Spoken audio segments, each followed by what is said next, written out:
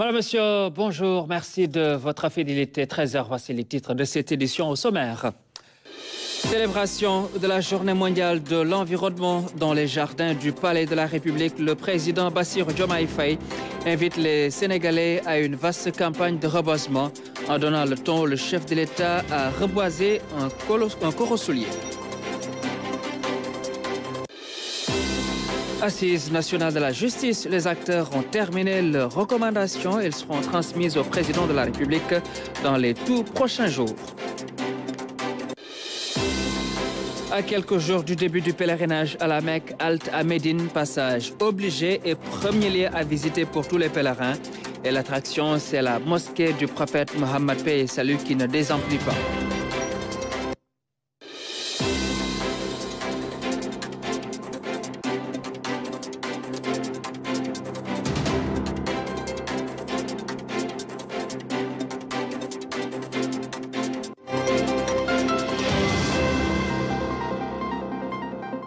Ce 5 juin est célébrée la Journée mondiale de l'environnement. À l'occasion, le président de la République a planté ce matin un corosoulier dans les jardins du Palais. Un acte symbolique, certes, mais qui invite à une large campagne de reboisement sur toute l'étendue du territoire national pour faire face aux défis des changements climatiques. Aboubakry Kane. Un acte symbolique dans les jardins du Palais, en ce 5 juin qui célèbre la Journée mondiale de l'environnement. La plantation de ce corosoulier, de son nom scientifique Annona muricata, est une action en faveur de l'environnement pour une dynamique responsable et écologique qui va rester dans l'histoire du Palais de la République. C'est l'un des actes certainement qui va marquer personnellement mon passage ici. C'est un exercice que j'aime particulièrement et auquel j'invite les populations sénégalaises à souscrire massivement. Les défis environnementaux que nous avons aujourd'hui nous commandent à une réaction vigoureuse, communautaire et permanente pour renverser la situation. On parle beaucoup de changement climatique. Je pense que c'est parce qu'il y a aussi une dégradation de l'environnement qui n'est pas simplement le fait de la pollution, mais aussi de la disparition du couvert végétal, particulièrement les arbres et les forêts qui disparaissent au profit des exploitations de toutes sortes, mais aussi de l'habitat. L'acte vise également à sensibiliser les Sénégalais sur les questions essentielles de la protection de l'environnement et ses conséquences sur la qualité de vie des populations et la survie de notre planète. Le chef de l'État invite à une prise d'initiative pour répondre aux défis urgents relatifs au changement climatique. Cet acte symbolique est aussi un appel à une vaste campagne de reboisement, particulièrement pendant l'hivernage. Dans certaines zones, ça s'est déjà installé. Mais je crois qu'il y a une journée de l'arbre qui arrive bientôt au mois d'août. Cette journée-là doit être véritablement marquée par un engouement populaire autour du reboisement. Et nous invitons toutes les populations, toutes les communautés à se préparer à cette journée et à pérenniser aussi dans le comportement citoyen de tous les jours la plantation des arbres dans leur environnement immédiat et dans le cadre des actions communes dans des zones qui sont identifiées. Une campagne de sensibilisation et d'action sur l'écologie et la restauration de notre couvert végétal. C'est à ce prix seulement qu'on réussira à rendre notre environnement beaucoup plus agréable et à lutter de façon plus efficace contre les changements climatiques qui nous affectent tous d'une façon ou d'une autre et dont les conséquences à moyen ou long terme ne sont pas pour le moment calculables, mais on en ressent déjà les effets drastiques à travers l'avancée de la mer et la compromission de beaucoup d'activités génératrices de revenus. L'édition 2024 de la JME porte sur la restauration des terres, la désertification et la résistance à la sécheresse sous le slogan « Nos terres, notre avenir ». Voilà, donc c'était la célébration de la Journée mondiale de l'environnement avec le président de la République, son Excellence, M. Bassirou Diomaye Faye. Les assises nationales de la justice ont pris fin hier. Entre autres mesures fortes, une cour constitutionnelle à la place du Conseil constitutionnel, la réduction de l'excès de pouvoir du procureur de la République, la digitalisation du système judiciaire. Telles sont les recommandations. Les réflexions seront transmises au président de la République dans les prochains jours. Anaïs Nianyamane, compte rendu. Une des recommandations phares de la Commission de la réforme de la justice, la réduction des pouvoirs du procureur de la République. Après plus d'une semaine de réflexion, ces panélistes proposent également une cour constitutionnelle en lieu et place du Conseil constitutionnel. Ces recommandations portent sur la limitation des pouvoirs du procureur de la République, une plus grande compétence aux juges d'instruction, l'instauration d'un juge des libertés et de la détention, la mise en place d'une cour constitutionnelle en lieu et place du Conseil constitutionnel, une révision des codes existants, code pénal, code de procédure pénale, code de procédure civile, code de la famille, entre autres. Il est à noter qu'un large consensus s'est dégagé autour de 2 points. Il s'agit de la refondation de la justice et la césure à opérer avec ces symboliques issus de la colonisation pour qu'elle soit le reflet de nos valeurs propres et pour que cette justice soit plus souveraine.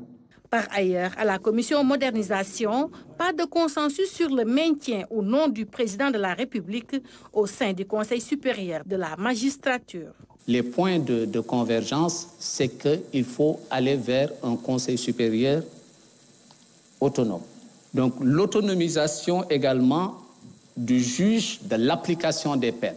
Il faut comprendre à ce niveau que du fait du nombre réduit de magistrats, présentement on a 530 magistrats. Donc les magistrats exercent plusieurs fonctions. Et le JAP, c'est une fonction qui est exercée à côté d'autres fonctions. Pour une plus grande efficacité, la Commission est d'accord pour une autonomisation du JAP, du juge de l'application des peines, pour qu'il puisse faire son travail de manière optimale et efficace.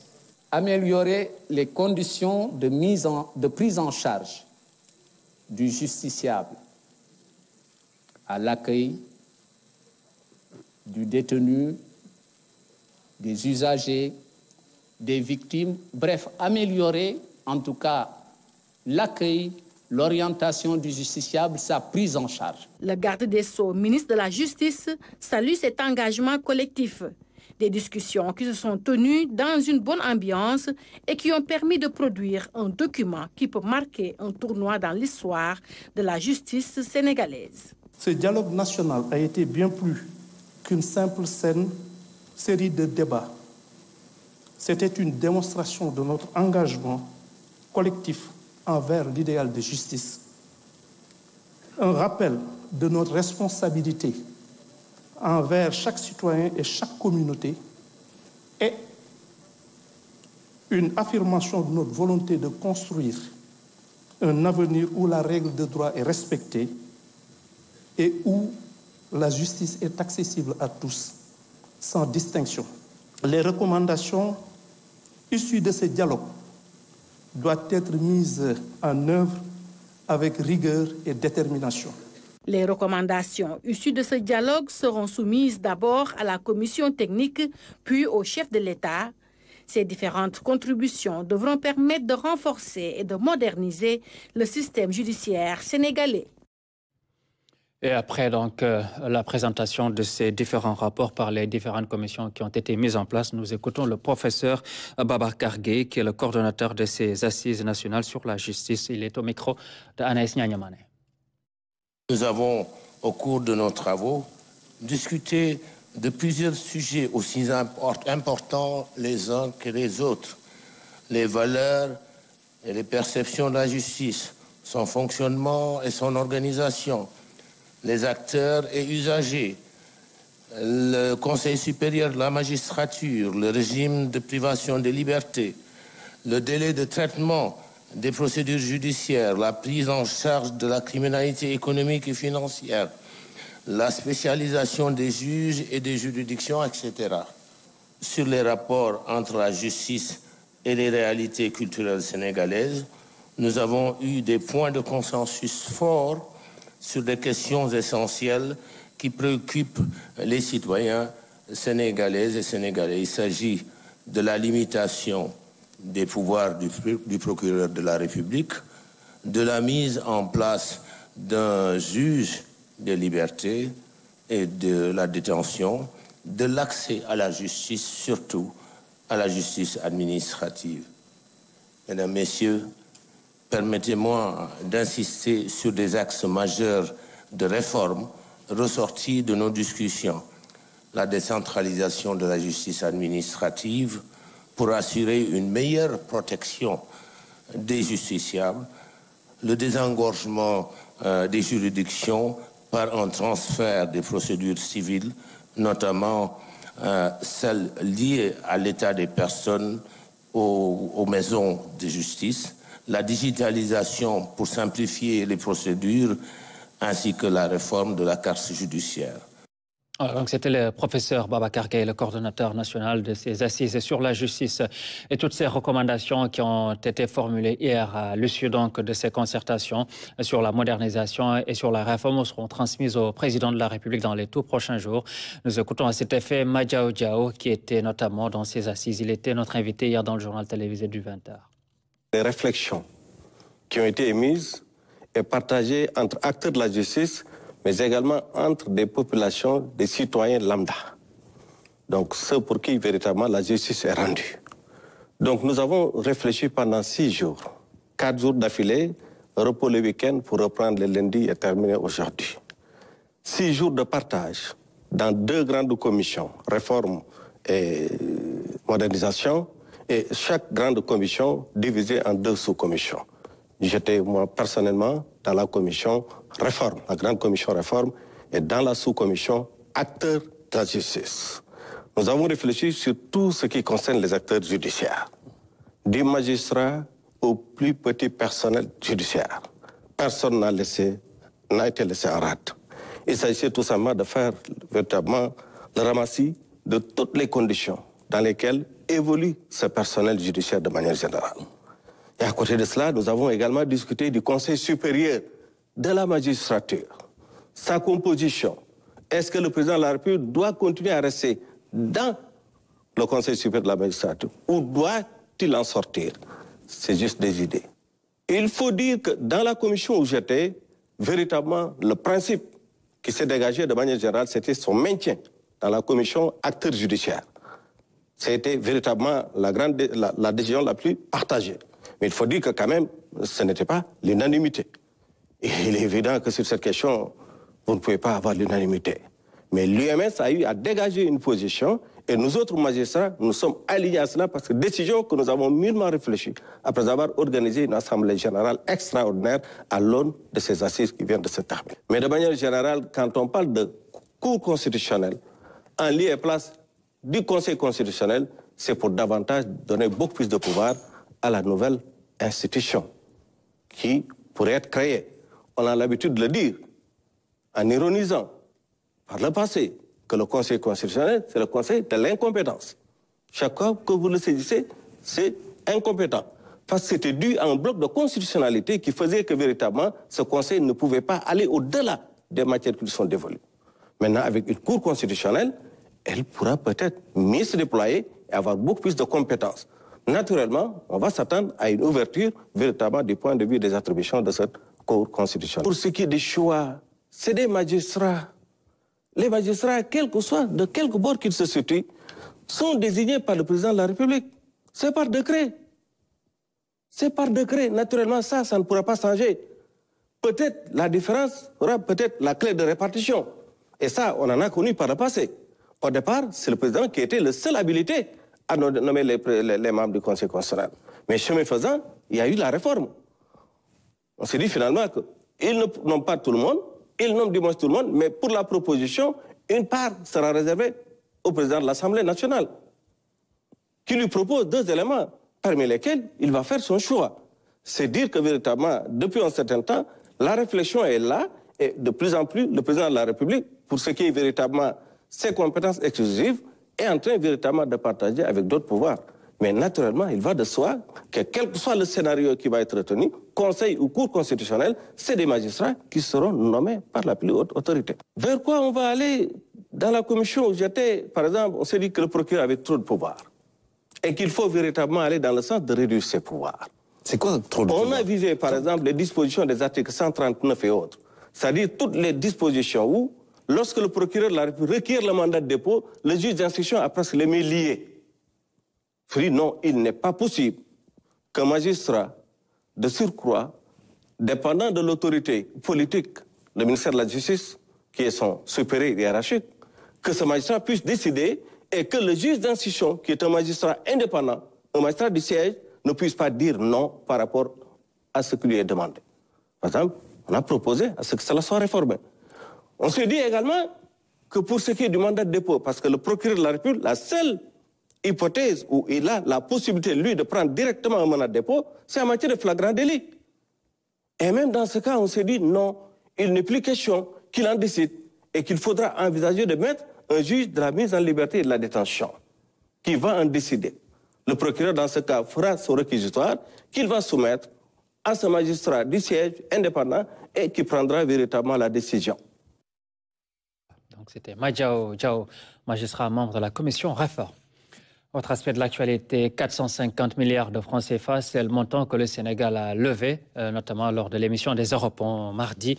Une opération qui place notre pays comme 4e en Afrique subsaharienne à avoir bénéficié de ces fonds. Aminata Mangafal. Le Sénégal a conclu ce mardi avec succès une émission d'eurobonds d'un montant de 750 millions de dollars, soit près de 450 milliards de francs CFA selon la plateforme d'information financière Bloomberg. Les eurobonds émis par le Sénégal arrivent à échéance en 2031 avec un taux de 7,75%. Avec cette opération, le Sénégal devient le 4e pays d'Afrique subsaharienne à accéder au marché des eurobonds cette année, après le Bénin, la Côte d'Ivoire et le Kenya. Pour rappel, la dernière émission obligataire internationale du pays remonte à 2021. Le Sénégal avait mobilisé 775 millions d'euros, soit 508 milliards de francs CFA avec un taux d'intérêt de 5,375% sur une maturité finale de 16 ans. L'émission récente des eurobonds reflète la confiance renouvelée des investisseurs internationaux et renforce ainsi la position du Sénégal sur les marchés financiers mondiaux.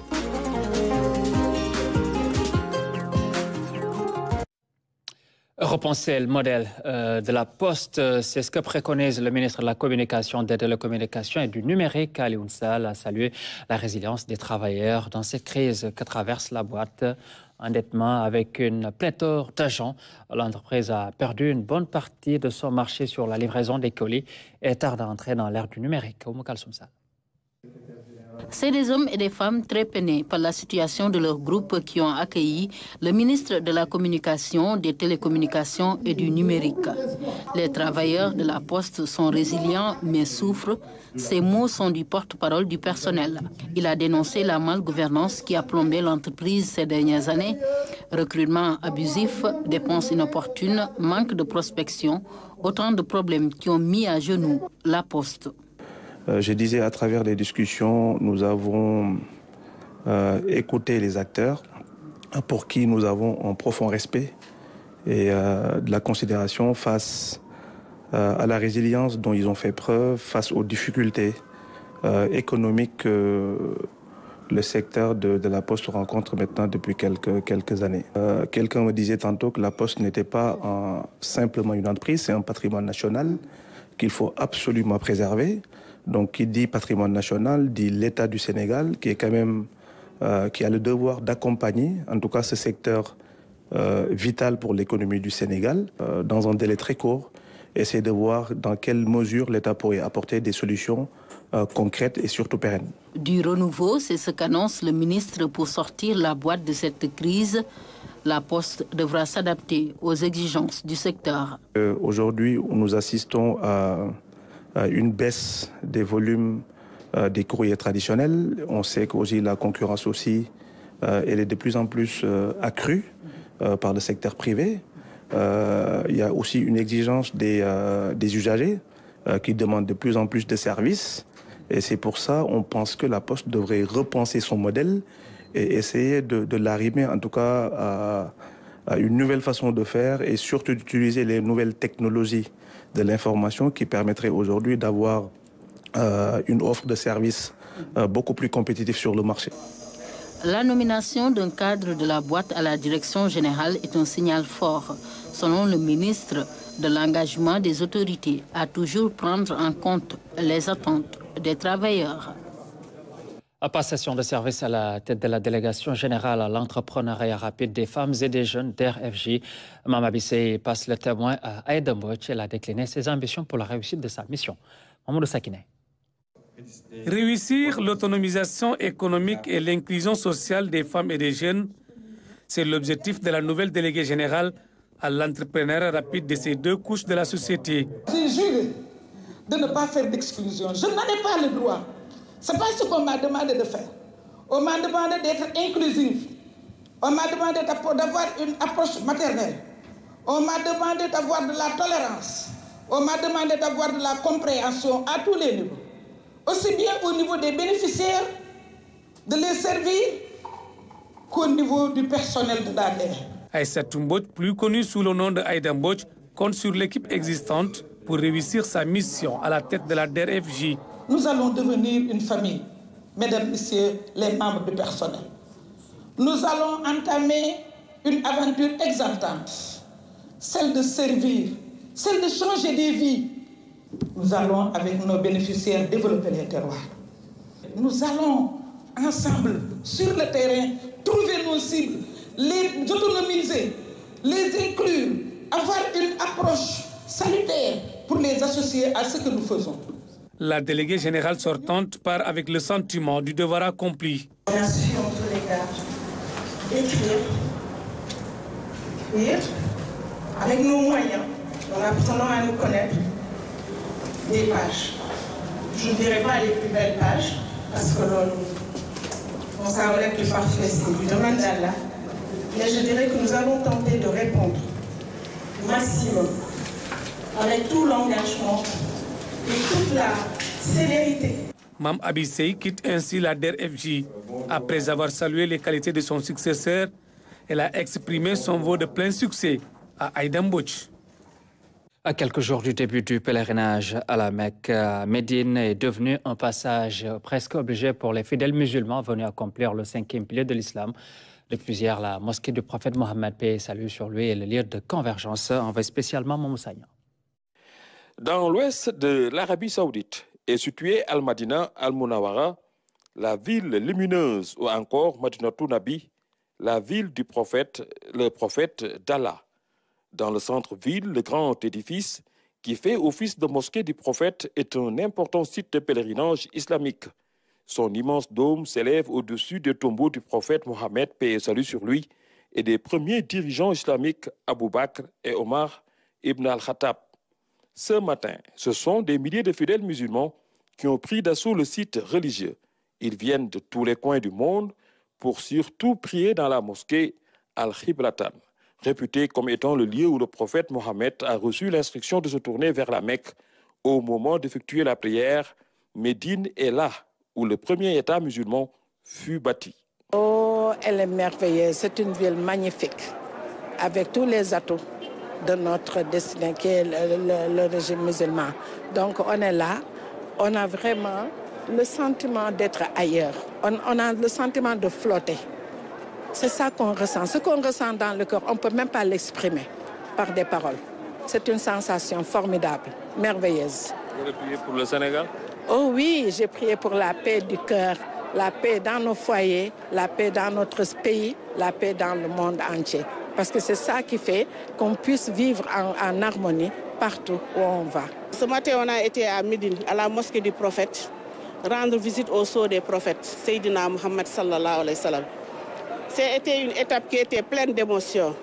On a prié pour le Sénégal, on a prié pour nos foyers, on a prié surtout pour la RTS, qui nous a permis de venir accomplir notre 5e pilier de l'islam.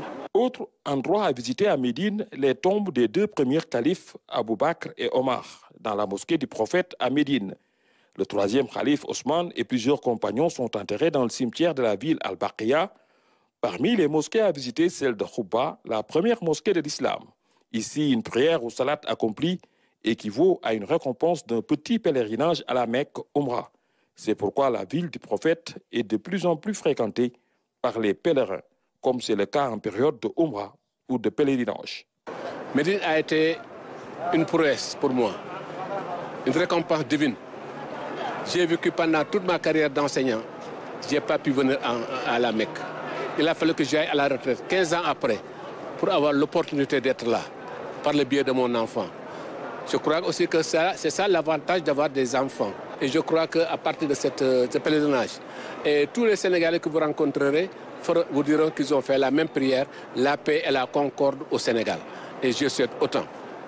À la RTS aussi, je souhaite que cette place privilégiée que vous avez toujours occupée, que vous puissiez tout de suite la retrouver. Le temps de rejoindre la Mecque, les pèlerins de toutes les nations du monde sont réunis à Médina dans un climat rude avec des températures élevées pouvant atteindre les 50 degrés. Ce qui est normal, nous sommes dans le désert d'Arabie, une ville posée à environ 600 mètres d'altitude, un exemple de tourisme religieux. La BCEAO maintient son taux directeur à 3,5% dans l'Union. Le taux de croissance est estimé à 5,1% au premier trimestre 2024 et plus de 6% attendu pour l'ensemble de l'année 2024. Et concernant l'inflation, elle se situe à 2,8% au premier trimestre de l'année 2024. L'amélioration de la situation des comptes extérieurs également de la banque a été évoquée à l'occasion de la 2e session du comité de politique monétaire. Salut Sec. Le maintien du principal taux directeur auquel la Banque centrale prête ses services aux banques à 3,5% est l'une des décisions majeures prises à l'issue du comité de politique monétaire. À cela s'ajoute le taux d'intérêt sur le guichet de prêt marginal à 5,50%.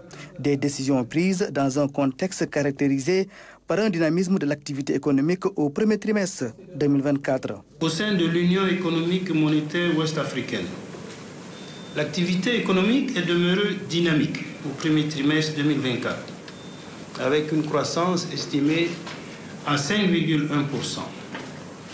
La bonne tenue de l'activité dans l'ensemble des secteurs laisse augurer pour l'année 2024 une croissance robuste, projetée à plus de 6% après 5,3% en 2023. Un autre fait observé durant le premier trimestre 2024, la faible hausse du taux de l'inflation à 2,8%. L'inflation s'est située à 2,8% au premier trimestre de l'année 2024, se maintenant dans la fourchette cible de 1 à 3%. L'inflation sous-jacente a pour sa part baissé pour se situer à 2%. Cette réunion du comité de politique monétaire a permis d'évoquer d'autres points comme l'amélioration de la situation des comptes extérieurs de la BCEAO. Nous avons bénéficié de l'évolution favorable des termes de l'échange, particulièrement de la baisse des cours des produits énergétiques importés, de la hausse des prix de nos principales matières premières exportées, à savoir l'or, le cacao, le coton et le caoutchouc. Par ailleurs, les mobilisations importantes de ressources extérieures effectuées par certains États au premier trimestre de l'année 2024 ont conforté nos comptes extérieurs. Le financement de l'économie est aussi évoqué lors de cette rencontre. Il demeure vigoureux avec une progression des crédits à l'économie de 5,1% à fin mars 2024. Au cours des prochains mois, le comité politique monétaire devra analyser l'évolution de l'inflation ainsi que la situation économique, financière et monétaire. Et des mesures idoines seront prises pour assurer la stabilité monétaire de la zone. Le ministre des Forces armées salue les performances de la gendarmerie nationale en termes d'acquisition d'équipements et de moyens d'intervention pour prendre en charge la sécurité des personnes et des biens. Le général de corps d'armée Biram Diop s'est rendu à la caserne l'état-major de la gendarmerie nationale à la caserne Samba Diéry Diallo et sur tout un arsenal qui lui a été présenté. Le compte-rendu est signé Moussa Mané. Les honneurs pour accueillir le ministre des Forces armées au quartier Samba Diéry Diallo. Après avoir rencontré le haut commandant de la gendarmerie nationale et directeur de la justice militaire, le ministre a eu droit à une présentation sur la montée en puissance de la gendarmerie nationale. Montée en puissance en termes de cadre de vie et de travail, en termes de mise à disposition d'équipements et de matériel, en termes d'acquisition de nouvelles compétences de pointe. Cette présentation et ces visites nous ont permis d'avoir la certitude que la gendarmerie est prête pour exécuter dans des conditions optimales la mission républicaine, constitutionnelle que le Sénégal a bien voulu lui confier. Institution au parcours très élogieux, la gendarmerie nationale doit faire face aujourd'hui à des défis sécuritaires multiformes. Pour mieux prendre en charge ces défis, elle peut compter sur le soutien des nouvelles autorités étatiques. Je puis ici vous confirmer leur meilleure disposition à accompagner la gendarmerie pour qu'elle continue sa montée en puissance de manière coordonnée, de manière cohérente avec toutes les autres montées en puissance en cours dans les différentes composantes de notre système de sécurité. Le ministre des Forces armées a aussi appelé la gendarmerie nationale à travailler de manière concertée et coordonnée avec les autres forces de défense et de sécurité. Ceci pour une meilleure prise en charge des préoccupations des populations. La gendarmerie est également une force qui se veut humaine, robuste et moderne. Par conséquent, elle doit non seulement épouser cette nouvelle réalité créée par les nouvelles technologies de l'information et de la communication, numériser, digitaliser tout ce qu'elle doit numériser, digitaliser, commencer à réfléchir sur la plus-value que l'intelligence artificielle peut lui apporter. La gendarmerie doit aussi, parce qu'elle se veut humaine, tendre la main aux populations qui sont sans raison d'être. Qu'ensemble, elles puissent prendre de manière correcte les préoccupations sécuritaires. Soucieux des conditions sociales des gendarmes, le ministre des Forces armées a salué le programme de construction de logements initié par les autorités de la gendarmerie nationale. En rapport avec l'entreprise, il a appelé la gendarmerie nationale à créer un véritable écosystème au bonheur des futures familles qui vont occuper ces centaines de logements. Et dans un instant, nous en venons à la partie consacrée aux régions.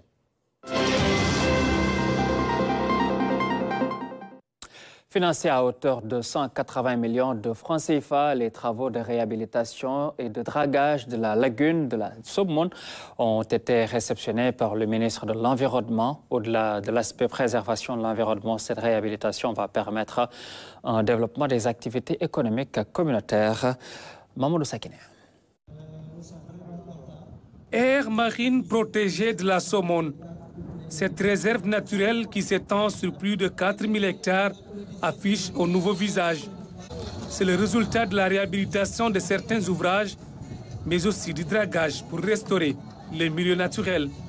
La lagune était confrontée à un certain nombre de problèmes parce que la spécificité de cet écosystème, c'est qu'elle reçoit de l'eau saumâtre, mais également de l'eau douce. Et ça, c'est très utile pour le maintien de l'écosystème.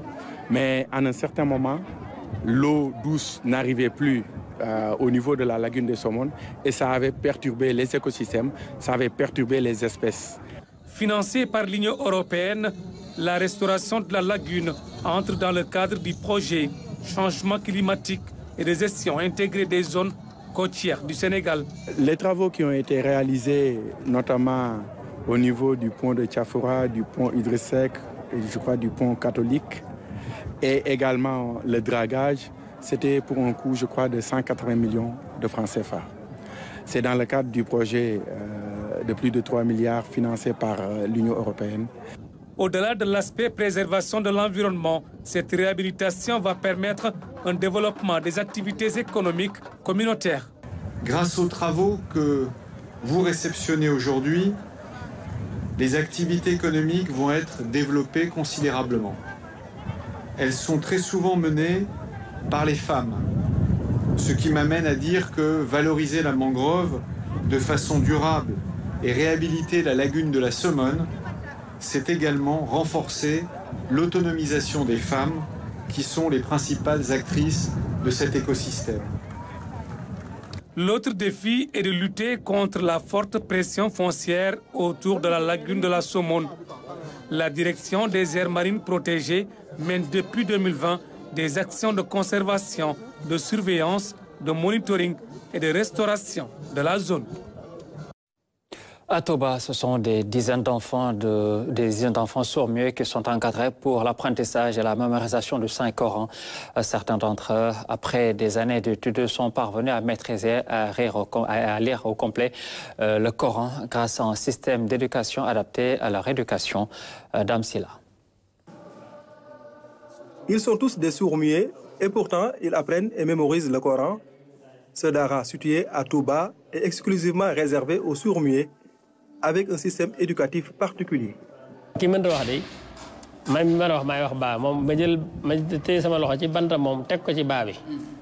Ils débutent tout d'abord par l'apprentissage de l'alphabet arabe. Ils parviennent à identifier les lettres selon le mouvement de mes lèvres.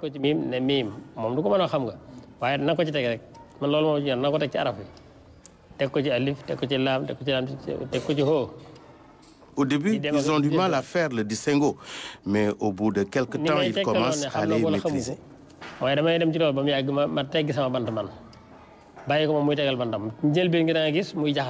Certains pensionnaires, après quelques années d'études, ont fini par maîtriser le Coran et à écrire des exemplaires du livre saint. Ces résultats positifs obtenus ont fait qu'aujourd'hui, des apprenants sourds-muets viennent de partout pour intégrer ce dara.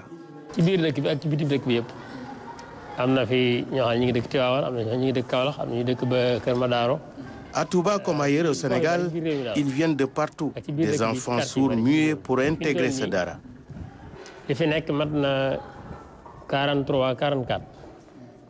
Au total, nous avons 44 pensionnaires et avec l'information qui circule, nous attendons d'autres apprenants les prochains jours.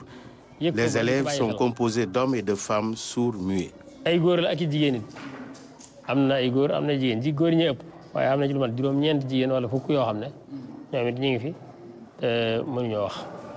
L'idée de mettre en place ce dara est venue de ce guide religieux qui a vu naître son fils aîné avec ce handicap.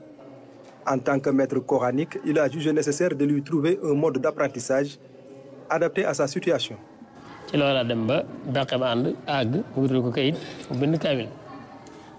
Mon fils sourd-muet a écrit 3 exemplaires du Saint-Coran. Le premier, je l'ai remis au Khalife général des Mourides, Serigne Mountakha Bassirou Mbacké. Les autres sont gardés ici.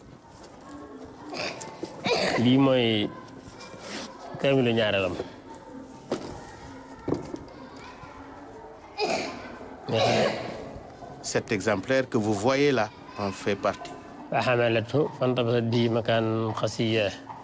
Pour l'initiateur de ce dara, être un sourd-muet ne doit pas pousser à l'analphabétisme ou à la mendicité.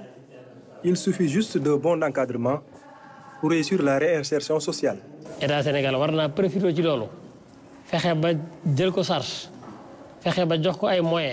L'État du Sénégal doit prendre en charge l'éducation des sourds-muets.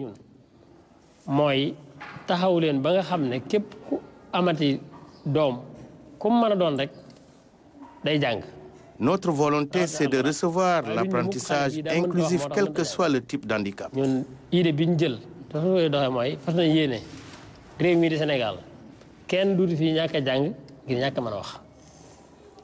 Être sourd-muet ne doit pas être un blocage pour apprendre.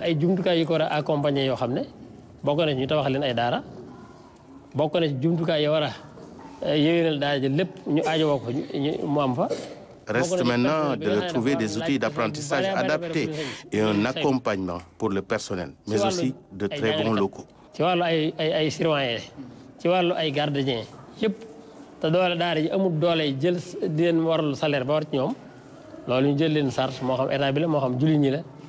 Ces sourds-muets font aujourd'hui la fierté de leur famille et de toute la Oumma islamique. Ils participent même dans des concours nationaux sur le Coran et occupent des rangs honorables sur le classement. Comment conserver durablement l'agrobiodiversité? Cette problématique était au centre de l'atelier de restitution des acteurs du projet Site Attaque. Pendant 48 heures, ils ont partagé leurs expériences à Thiès pour permettre au Sénégal d'atteindre la souveraineté alimentaire. François Sec. Ce retour d'expérience a permis aux acteurs de l'agriculture de présenter les résultats du projet Site Attache, un espace de dialogue pour la conservation juste et équitable de l'agrobiodiversité. Cet atelier, c'est un autre volet de la génétique et de la biodiversité végétale qui est abordé. C'est la variabilité des semences qui a été acquise par l'histoire, par les paysans, en sélectionnant leurs variétés végétales pour que ces variétés soient le mieux adaptées possible à leur environnement. Et donc c'est une autre source de richesse, notamment en vue de l'adaptation au changement climatique et en vue de la souveraineté alimentaire. C'est une deuxième phase donc, de cette richesse génétique. Cette démarche, qui se veut transdisciplinaire, a réuni une cinquantaine de participants, chercheurs représentant des cases de semences d'organisations paysannes, partenaires financiers et décideurs publics, l'objectif étant d'analyser les dispositifs communautaires pour une bonne conservation des semences. Pour ce faire, une nouvelle approche est préconisée. Ce projet aujourd'hui qui est restitué, c'est quand même une initiative qui a duré plus de 10 ans et qui montre un petit peu la place et le rôle de ces semences-là dans l'atteinte des politiques stratégiques que l'État sénégalais met en œuvre. Mais également, au-delà, moi, c'est de voir un peu émerger une initiative nationale, mais régionale autour de ces semences-là pour pouvoir répondre à cet appel de l'État. Dans cette synergie d'action, l'aspect culturel sera intégré au projet pour une meilleure appropriation des stratégies. Il s'agit de mutualiser les outils pour atteindre à terme la souveraineté alimentaire. Cette synergie d'action entre les chercheurs, entre les organisations paysannes vont dans ce sens-là pour accompagner l'État du Sénégal dans cette atteinte de souveraineté. La recherche a eu à jouer un rôle important dans la valorisation des données. Et il faudrait qu'on puisse maintenant mettre à l'échelle tout ce qu'on a eu comme résultat sur ces semences paysannes et aussi faire cette connexion entre les semences paysannes et les semences certifiées pour qu'ensemble, qu'on puisse atteindre cette souveraineté. Initié depuis plusieurs années, le projet Site Attache est en passe de devenir un outil incontournable de conservation durable de l'agrobiodiversité. Sport, basket, Assane Seck Université Club a été dominé à domicile par le Dakar Université Club Duc, 57-75. Un match comptant pour la dernière journée du championnat et du côté des filles plutôt. Le CMT s'est qualifié pour les quarts de finale de la Coupe du Sénégal après le forfait de l'UCAD, mais auparavant, il s'était déjà qualifié pour les playoffs. Michel Mendy. 57-75, c'est le score final de la rencontre entre la ZUC de Ziguinchor et le Duc pour la dernière journée du championnat 2023-2024. Face à une équipe redoutable et très expérimentée, les Ziguinchorois n'ont pas pu résister à l'assaut des Dakarois. Ils se sont montrés très agiles et efficaces dans les premières minutes de jeu. C'est un match qu'on aurait aimé gagner. Voilà, donc aujourd'hui on a joué contre le Duc. Donc le Duc, ce n'est pas un nom qu'on présente dans le basketball sénégalais. Donc c'est vraiment un très grand club. Voilà, on avait bien démarré en tout cas au premier quart-temps. Mais après, avec l'expérience, donc ils sont revenus et ils ont repris le match à main et voilà. C'était pas évident parce qu'on allait à un terrain inconnu, qu'on n'a jamais joué ici. L'équipe a gagné presque tous ses matchs d'ici. Donc il fallait être présent surtout sur le plan défensif. Mais d'emblée, on fait trop de fautes. Donc on était obligé de miser sur notre attaque. Faire des attaques rapides, écarter le jeu. Et quand même, on avait une réussite quand même. On avait une réussite surtout au niveau des tirs à 3 points. Ainsi, Assane Seck Université Club perd un match important pour la qualification aux playoffs. Mais il aura l'occasion de se racheter dans les matchs play-down pour se maintenir en première division. On va se préparer, comme d'habitude, pour pouvoir bien entamer cette partie-là du championnat et pouvoir vraiment assurer le maintien en première division. Là, nous sommes vraiment très fiers du public qui est venu depuis le match passé contre l'ASFA. On leur dit que les choses ne sont pas encore terminées. Il y a les play-downs qui arrivent, il y aura des matchs encore ici. Donc nous leur convions vraiment à venir nous soutenir davantage pour que l'équipe puisse se maintenir en première division.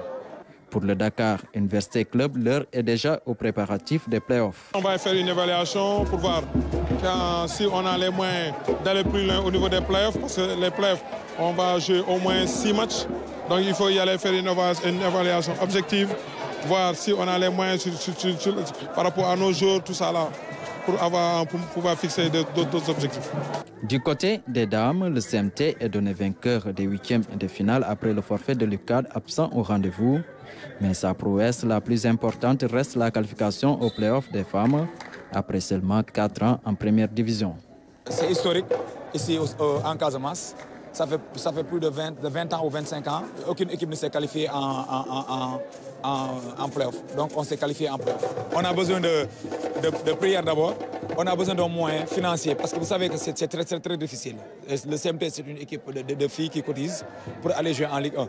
Donc on a fait les phases de 14 matchs sans moyens. Donc on espère avoir un peu de moyens face au play-off.